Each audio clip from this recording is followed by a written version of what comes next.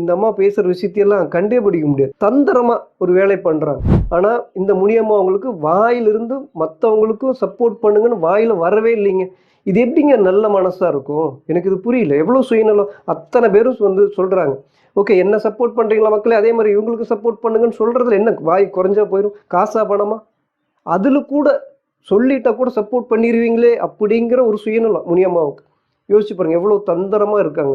ஒன்றா பொண்டாட்டி புருஷனுக்கு அடிமையாக இருக்கணும், அல்லது புருஷன் பொண்டாட்டிக்கு அடிமையாக இருக்கணும். இப்போ யாரோ ஒருத்தர் அடிமையாக இருக்கணும் அப்படிங்கிற அந்த ஒரு விஷயத்தை எடுத்து வைக்கிறாங்க.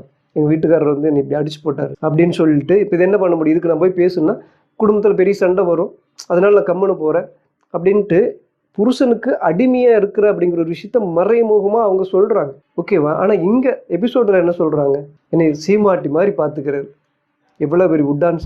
ஒரு இடத்துல வந்து நான் ஏன் எல்லாரும் மனுஷங்க தானே, நான் ஏன் பயப்படணும்னு சொல்கிறாங்க. எல்லாத்தையும் ஈக்குவலாக மனுஷங்க தானே பார்க்க தெரிஞ்ச இந்த முனியம்மா ஒரு இடத்துல நீங்கள் வந்து அப்படி இருக்கீங்க, கலராக இருக்கீங்க, எங்கள் அம்மா வந்து என்னை காக்கா மாதிரி கருப்பாக இருக்குன்னு சொல்லிடுச்சு, அதான் இருக்கிறதுலேயே வாழ்க்கையிலேயே ரொம்ப வேதனை அப்படின்னு அவங்க சொல்கிறாங்க. இது முரண்பாடு தெரியுதா இல்லையா? இவ்வளோ முரண்பாடாக இருக்கிறவங்க, அது மட்டும் இல்லாமல் அந்த விஷயத்தை, அந்த கலரு கருப்பு அப்படிங்கிற அந்த விஷயத்தை எடுத்துகிட்டு வர்றது, நோண்டி எடுத்துகிட்டு வர்றது எங்கள் முனியம்மா தான். இப்போ எவ்வளோ தந்திரமாக அந்த விஷயத்தை கையாளுறாங்க. முனியம்மா அவங்க வந்து பக்கா தந்திரசாலிங்க. இப்படி ரொம்ப தந்திரமாக இருக்கிறவங்களுக்கு என்னால் வந்து சப்போர்ட்டே பண்ண முடியாது. நான் யாருக்கு சப்போர்ட் பண்ணுவேன் அப்படின்னா, நேர்மையாக இருக்கும். நீ நல்லவனாரு கெட்டவனாரு அது முக்கியம் இல்லை, நீ நேர்மையாக இருக்கியா, அவங்களுக்கு தான் நான் சப்போர்ட் பண்ணுவேன். ஆனால் ரொம்ப தந்திரமாக இருக்காங்க பார்த்தீங்களா, இவங்களுக்கு வந்து என்னால் சப்போர்ட் பண்ண முடியாது. இப்போ இந்த என்னுடைய சேனல்லே வந்து பார்த்தீங்கன்னா, ஆரம்பத்தில் வந்து முனியம்மா அவங்களுக்கு சப்போர்ட் பண்ணலாம்னு கூட நான் வீடியோ போட்டிருப்பேன். ஏன்னா எல்லாரும் சொல்கிற மாதிரி நானும் அவங்கள வெகுளியான பெண் அப்படின்னு தான் நினச்சிட்டேன். அவங்க ஒரு வீடியோவில் கூட பேசியிருந்திருப்பாங்க, காசு எண்ணி காட்டிகிட்டு இருக்கப்போ இந்த காசுக்காக நான் யூடியூப் சேனலில் வந்தேன், ஃபேமஸ் ஆகிறதுக்கு இல்லை அப்படின்னு. ஆனால் முதல் எபிசோடில் வந்து பார்த்திங்கன்னா, நான் ஒரு பெரிய நடிகை ஆயிடலாம், அந்தளவுக்கு நான் வந்து கான்ஃபிடெண்ட்டாக நினைப்பேன் அப்படின்னு, நடிகை ஆகணுங்கிற அளவுக்கு அவங்க வந்து யோசிக்கிறாங்க. சரி, இதெல்லாம் சொன்னால் அவங்களுக்கு புரியாது. இப்போ சில ஷார்ட்ஸ் வீடியோ வந்து போட்டுட்ருப்பாங்க அவங்களுடைய யூடியூப் சேனலில் பார்த்தீங்கன்னா தெரியும். அதை பார்த்துட்டு தாங்க நான் வந்து ரொம்ப ஷாக் ஆகிட்டேன். அந்த first episode, common man first episode இருக்குது இல்லைங்களா, அதை பற்றியும் பேசுகிறேன். இப்போ இந்த ஷார்ட்ஸ் வீடியோவில் இவங்க பேசின அந்த விஷயங்களும் பேசுகிறேன். அப்போ தான் இவங்க வந்து எவ்வளோ ஒரு தந்திரசாலி அப்படின்னு புரியும். நான் வந்து இந்த சேனலை வந்து பிக் பாஸுக்குன்னே தனியாக ஓப்பன் பண்ணப்போ யாரெல்லாம் போட்டியாளர் அப்படிங்கிறது நிறைய பேர் சொல்லிகிட்டு இருந்தாங்க.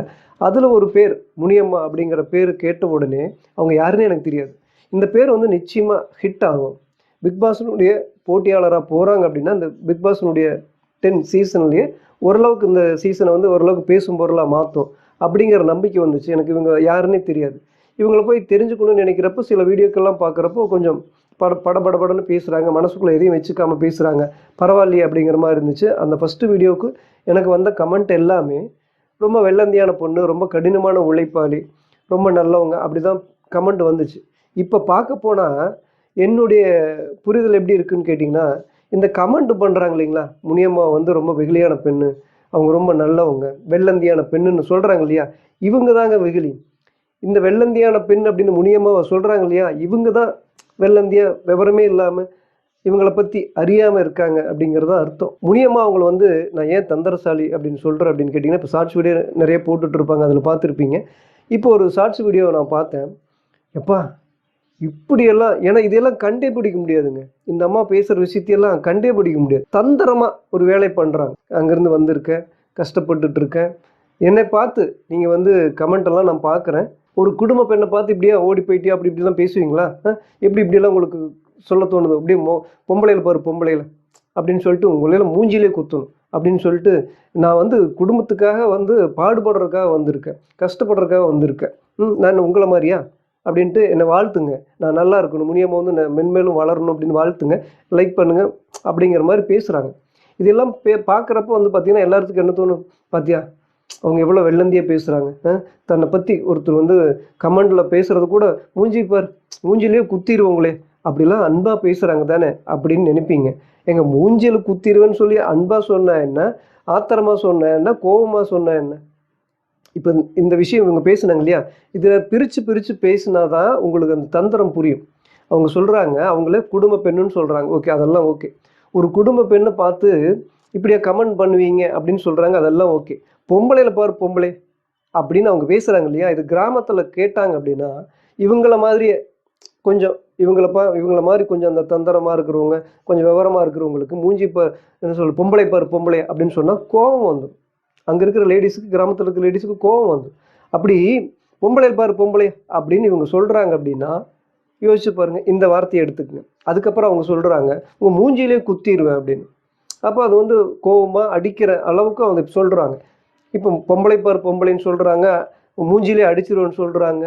இப்போ ஓடி போயிட்டியா அப்படின்லாம் வந்து முனியம்மாவங்களை வந்து கமெண்ட் பண்ணுறாங்க இல்லையா? இது தப்பு. ஒரு குடும்ப பெண்ணை பார்த்து இப்படியெல்லாம் நீங்கள் கமெண்ட் பண்ணுறீங்களே, இதெல்லாம் சரியா அப்படின்னு கேட்குற வரைக்கும் கரெக்டுங்க. அவங்க கடைசியாக சொல்கிறாங்க, நான் வந்து குடும்பத்துக்காக கஷ்டப்பட்டு என் குடும்பத்துக்காக நான் வந்திருக்கேன், என்னை பார்த்து நீங்கள் இப்படி கேட்குறீங்களா, உங்களை மாதிரியா நான் அப்படின்னு சொல்கிறாங்க. பார்த்தீங்களா? அதை அணுகாமல் சொல்லிட்டு போவாங்க. இங்கே தான் அவங்களுடைய தந்திரம் இருக்குது. இப்போ இவங்க குடும்ப பெண்ணா இவங்களை வந்து இந்த மாதிரி ஓடி போயிட்டியா அப்படி இப்படியெல்லாம் மோசமாக கேவலமாக இப்படிலாம் கமெண்ட் போட்டுட்டு இருக்கீங்களா அப்படின்னு முனியமாக அவங்க கேட்குறாங்க. அதெல்லாம் கரெக்டு. அப்போ உங்களை மாதிரியா நான் வந்து குடும்பத்துக்காக கஷ்டப்பட வந்திருக்கேன் அப்படின்னு சொன்னால் அதுக்கு என்ன அர்த்தம்னா, நீங்கள் ரொம்ப மோசம், நீங்கள் ரொம்ப கேவலமானவங்க, நீங்களாம் தான் ஓடி போயிடுவீங்க அப்படிங்கிற அர்த்தத்தில் இந்த முனியம்மா அவங்க வந்து சொல்கிறாங்க. இப்போ என்னுடைய கேள்வி இங்கே என்னன்னா, முனியம்மா வந்து தன்னைத்தானே வந்து குடும்ப பெண் அப்படிங்கிற மாதிரி சொல்கிறாங்க. ஒரு குடும்ப பெண்ணை பார்த்து இப்படியா பேசுவீங்கன்னு கேட்குறாங்க. நியாயமான விஷயம். ஒரு குடும்ப பெண்ணை பார்த்து ஓடி போயிட்டியா அப்படின்னோ மோசமாவோ கேவலமாவோ சொல்லக்கூடாது. ஓகேவா? இது கரெக்டா? இது உங்களுக்கு புரியுதா? அப்போது கடைசியாக வீடியோ முடிக்கிறப்போ உங்களை மாதிரியாண்ணா அப்படின்னு அவங்க சொல்கிறதுனுடைய அர்த்தம் என்ன அப்படின்னா, காப்பி பேஸ்ட்டுன்னு சொல்லுவாங்க. எத்தனை பேர்த்துக்கு புரியும்னு தெரியல. அதை அப்படியே காப்பி பண்ணி பேஸ்ட் பண்ணுறது. அப்போது இவங்கள குடும்ப பெண்ணுன்னு சொல்கிற இவங்க வாயிலிருந்து அந்த கமெண்ட் பண்ணுறவங்க நல்லவங்க இல்லை, கேவலமானவங்க, மோசமானவங்க, ஓகே. அப்போ அதே மாதிரி அவங்க எப்படி கேவலமாக மோசமாக சொன்னாங்களோ அதை காப்பி பண்ணி பேஸ்ட் பண்ணுறாங்க இல்லையா இந்த முனியம்மா அவங்க. நீங்கள் தான் ஓடி போவீங்க, நீங்கள் தான் மோசமாக இருப்பீங்கிற அர்த்தம் அது. இப்போ இந்த மாதிரி தந்திரமாக பேசுறது, இப்படி ஃபாஸ்ட்டாக பேசுறதுனால இவங்களை வந்து ரொம்ப வெகுளியான பெண்ணு, ஒன்றுமே தெரியாது அப்படின்னு நினச்சிக்கிறாங்க. இப்போது அந்த ஃபஸ்ட் எபிசோடில் ஒரு விஷயம் இருக்குது. அது இல்லாமல் இன்னொரு விஷயத்தையும் சொல்லிட்டு அந்த ஃபஸ்ட் எபிசோடையும் சொல்லிட்டு இதெல்லாம் கலந்து பார்த்தா தான் இவங்க எவ்வளோ பக்கா தந்திரசாலி அப்படிங்கிறது உங்களுக்கு புரியும். இப்போது இவங்க வந்து அந்த ஷார்ட்ஸ் வீடியோலாம் எடுத்து போட்டுட்ருக்காங்க. அதில் வந்து ஒவ்வொருத்தரையும் அந்த காமன் மேன் ஷோவில் வர்றவங்க எல்லாத்தையும் வீடியோவில் காட்டி இவங்க இப்படி அப்படின்னு காட்டுறாங்க. அதில் வர்ற எல்லாரும் முனியம்மா அவங்க வந்து சப்போர்ட் முனியம்மாவுக்கு சப்போர்ட் பண்ணுங்க, அவங்க வரணும்னு சுற்றி இருக்கிற எல்லாரும் வாழ்த்துறாங்க, சப்போர்ட் பண்ணுங்கன்னு நம்மக்கிட்ட கேட்குறாங்க.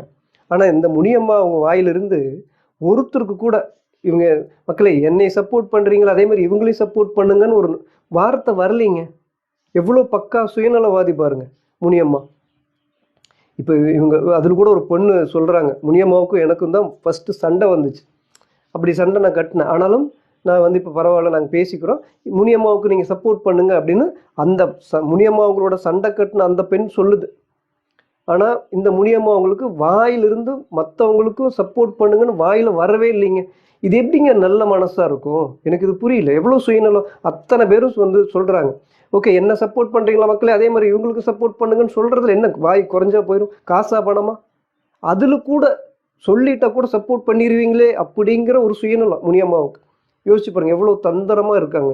என்ன சப்போர்ட் பண்ணுறீங்களா மக்களே, அதே மாதிரி இவங்களையும் சப்போர்ட் பண்ணணும்னு நினைக்கணும். இது வெள்ளந்தியான மனசு. இதுதாங்க வெள்ளந்தியான மனசு.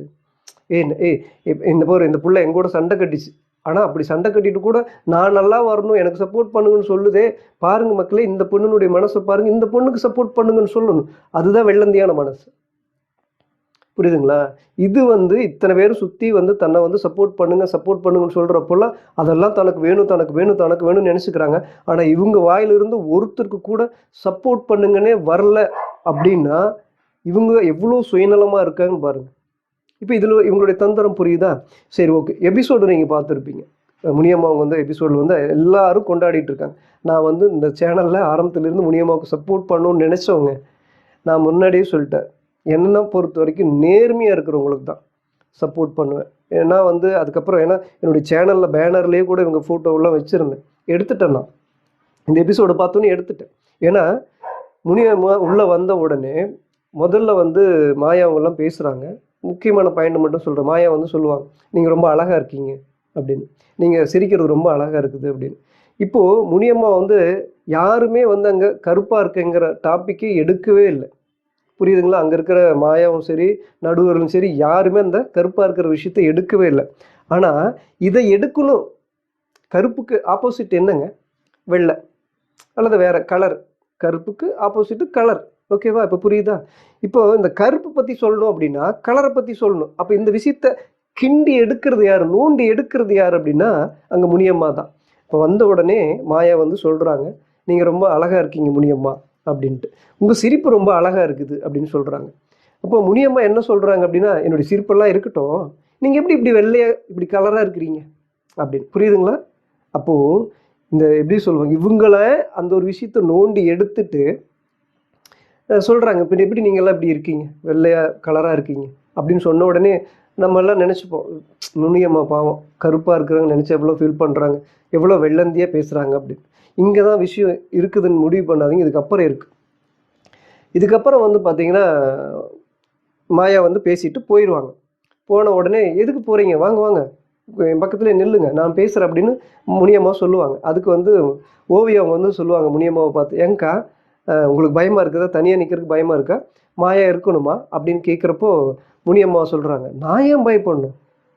புரிஞ்சுக்குங்க மக்களே, இந்த இடத்துல யோசிச்சாதான் இவங்க எவ்வளோ தந்திரசாலின்னு புரியும். நான் ஏன் பயப்படணும் அப்படின்னு முனியம்மா பேசுகிறாங்க. எல்லாரும் மனுஷங்க தானே, எல்லாரும் மனுஷங்க தானே, என்ன நான் ஏன் பயப்படணும் அப்படின்னு சொல்கிறாங்க. நான் வந்து எப்படி நினச்சிப்பேன்னா, நான் வந்து இப்படி நான் வந்து பெரிய ஒரு ஹீரோயினி, ஒரு கதாநாயகி ஆகிக்குவேன். அந்த அளவுக்கு வந்து என்ன நினச்சிக்குவேன். நான் ஏன் மனுஷங்க, எல்லாரும் மனுஷங்க தானே, நான் ஏன் பயப்படணும் அப்படின்னு சொல்கிறாங்க. அப்படின்னா சிந்திச்சு பார்த்தா தான் புரியும். அப்போது எல்லாரும் மனுஷங்க தான் அப்படின்னு நினைக்கிறாங்க இல்லையா? அப்போ இங்கே என்ன நிறம், கலராக இருக்கீங்க, நீங்கள் எப்படி இப்படி வெள்ளையாக இருக்கீங்க, வெள்ளையாக இருந்தாலும் அவங்க மனுஷங்க தானே, எல்லாரும் மனுஷங்க தானே, அப்போ பயப்படுறீங்களா அப்படின்னு கேட்கறதுக்கு இல்லை நான் பயப்பட மாட்டேன், யாருக்கும் பயப்பட மாட்டேன்னு சொல்கிற அந்த விஷயத்தில் எல்லாரும் ஒரே மாதிரி மனுஷங்களை பார்க்க தெரிஞ்ச இந்த முனியம்மாவுக்கு அந்த நிறத்தில் மட்டும் முன்ன பின்ன பார்க்குறாங்க.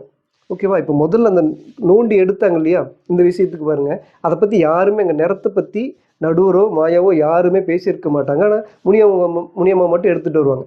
அப்போ அடுத்தது வந்து ஆரி வந்து ஒரு கொஸ்டின் கேட்குறாரு, இந்த மாதிரி உங்கள் வாழ்க்கையிலேயே ரொம்ப சோதனையான விஷயம் எது அப்படின்னு. சோதனையான விஷயம் எத்தனையோ இருக்குது. வறுமையில் பிறந்தது, கஷ்டத்தில் இருந்தது, இப்போ இவங்க வந்து ஹாஸ்டலில் தங்கினது, இந்த மாதிரி எத்தனையோ கஷ்டங்கள் இருக்கும். இது எல்லாம் சொல்லாமல் இவங்க அம்மா வந்து பொண்ணு பார்க்குறப்போ வந்து கருப்பாக இருக்கிற காக்கா கருப்பில் இருக்குன்னு சொல்லிட்டாங்களாம். அதுதான் வந்து இவங்களுக்கு ரொம்ப இதாக இருந்தால் புரியுதுங்களா?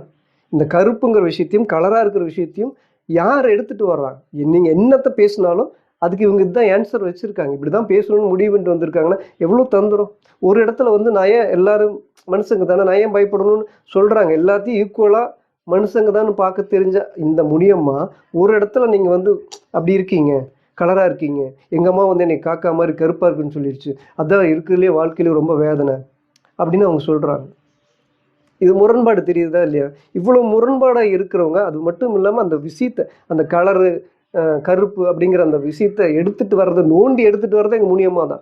இப்போ எவ்வளோ தந்திரமாக அந்த விஷயத்தை கையாளுறாங்க. இப்போ இதெல்லாம் வந்து நான் வந்து பாராட்டிகிட்டு இருக்க முடியாது, என்னால் வந்து இந்த மாதிரி இருக்கிறவங்கள பாராட்டிட்டு இருக்க முடியாது. இதெல்லாம் வந்து ஒரு தந்திரமான ஒரு வேலை. யாருமே ஒரு விஷயத்தை எடுக்காத ஒரு விஷயத்தை இவங்களா எடுத்து அதைவே பேசும் பொருளை வச்சு இன்னைக்கு வரைக்கும் அது ஒரு மாதிரி பண்ணிட்டு இருக்காங்கன்னா இவங்க வெகுளி கிடையாது.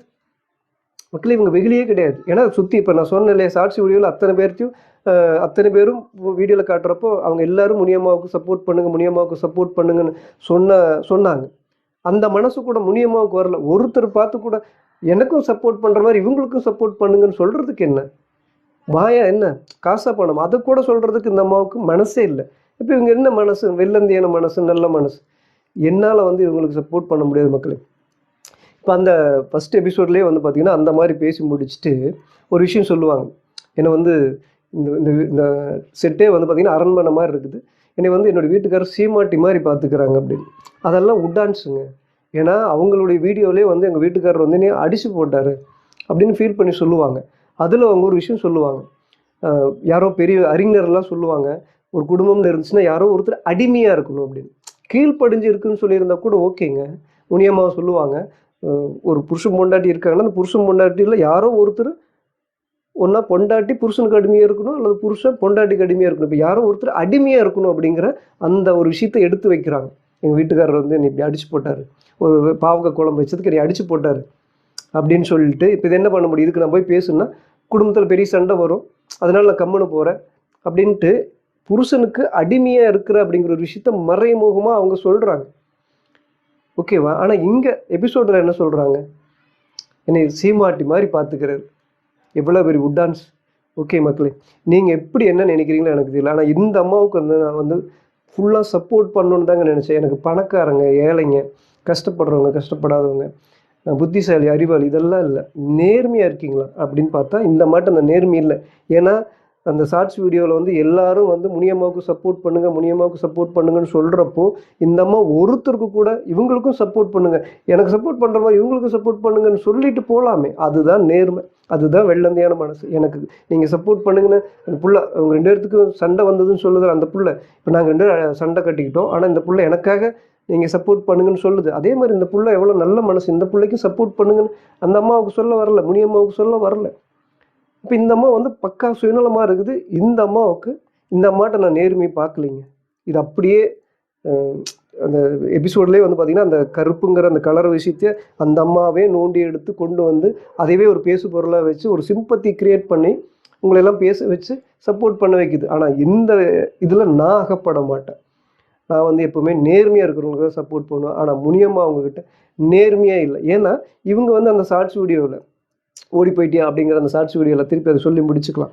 அதில் வந்து அவங்க சொல்கிறாங்க, குடும்ப பெண்ணை வந்து நீங்கள் இப்படியா பேசுவீங்க அப்படின்னு, பொம்பளை பார் லட்சணத்தை பார் அப்படின்னு, பொம்பளை பார் பொம்பளை அப்படின்னு சொல்லி அந்த பேசுகிறது சரியான விஷயமா? அப்புறம் உங்களை மாதிரியா நான் அப்படின்னு சொல்கிறது, ஒரு குடும்ப பொண்ணு அப்படி பேச வேண்டிய அவசியம் இல்லையா? எதுக்குங்க நான் ஒரு குடும்ப பொண்ணு, நான் இப்படி என்னோடய குடும்பத்துக்காக கஷ்டப்பட வந்திருக்கு, இப்படியெல்லாம் எழுதுறீங்களே, எனக்கு மனசுக்கு கஷ்டமாக இருக்குதுங்க, ஏங்க இப்படி பண்ணுறீங்க இப்படி அப்படின்னு பேசுவாங்க தானே. அப்போது யாரோ ஒருத்தர் முனியம்மா அவங்கள பற்றி என்ன கமெண்ட் பேசுகிறாங்களோ அதே கமெண்ட்டை நானும் உங்களை மாதிரியே நினச்சிக்கிறீங்களா என்னையா அப்படின்னு சொல்லிட்டு அவங்கக்கிட்டே வாழ்த்து சொல்லுங்க அப்படின்னு சொல்கிறாங்க. அப்படின்னா இவங்கள கமெண்ட் பண்ணுறவங்கள திட்டம் செய்கிறாங்க. மூஞ்சி பாரு, முகரையிலே குத்திடுவேன், பொம்பளை பாரு பொம்பளை அப்படின்னு சொல்லிட்டு நீங்கள் என்னை வாழ்த்தணும் அப்படின்னு மிரட்டுறது. இப்போ மூஞ்சியில் குத்திரு அப்படிங்கிறத அன்பாக பேசுறது, புரியுதுங்களா? மூஞ்சியில் குத்திரு அப்படிங்கிறத அன்பாக பேசுகிறாங்க. ஏன்னா நீங்கள் வாழ்த்தணும் அப்படிங்கிறத ஆர்டர் போட்டு மிரட்டி வாங்குறாங்க. அப்போ இதெல்லாம் வந்து புரியுதுங்களா இல்லையா? முரண்பட்ட விஷயம். அடிச்சிருவேங்கிறத அன்பாக சொல்கிறது வந்து வெகுளித்தனம், எவ்வளோ நல்ல பொண்ணு அப்படின்னு நினைப்பாங்க. அதே வந்து ஆர்டர் போட்டு எனக்கு சப்போர்ட் பண்ணுங்க, எனக்கு சப்போர்ட் பண்ணுங்கன்னு எவ்வளோ உரிமையை கேட்குறவர் அப்படின்னு நினச்சிப்பாங்க. மூஞ்சிப்பார் பொம்பளைப்பார் அப்படின்னு கேட்குற அவங்கக்கிட்டேயே என்னை வாழ்த்துங்கன்னு சொல்கிறது எந்த மாதிரியான குணம்னு எனக்கு புரியல. எவ்வளோ சுயநலமாக இருக்காங்க பாருங்கள். அப்போது கமெண்ட் பண்ணுறவங்க இப்படிலாம் பண்ணாதீங்க, இதெல்லாம் தப்புன்னு சொல்லிட்டு போகணும். ஆனால் அவங்கக்கிட்டேயே நீங்கள் என்ன பண்ணுறீங்க, வாழ்த்து வேணும்னு கேட்குறீங்க. அவங்களவே திருப்பி என்ன பண்ணுறீங்க, உங்களை மாதிரி நான் கிடையாதுங்கிறீங்க. அப்போ இதில் எது தான் இவங்க முனியம்மா சொல்லுங்கள்? இந்த விஷயத்தில் எனக்கு புரியல. முனியம்மா வந்து எதுங்கிறத உங்களுக்கு தெரிஞ்சால் மறக்காமல் கமெண்ட் பண்ணுங்கள். ஆனால் அவங்க பக்கா தந்திரசாலி அப்படிங்கிறது எனக்கு தெரியும். எத்தனை பேர்த்துக்கு தெரியும்னு தெரியல. தெரியலனாலும் பரவாயில்ல, நான் முனியம்மா அவங்களுக்கு சப்போர்ட் பண்ண போகிறது இல்லை.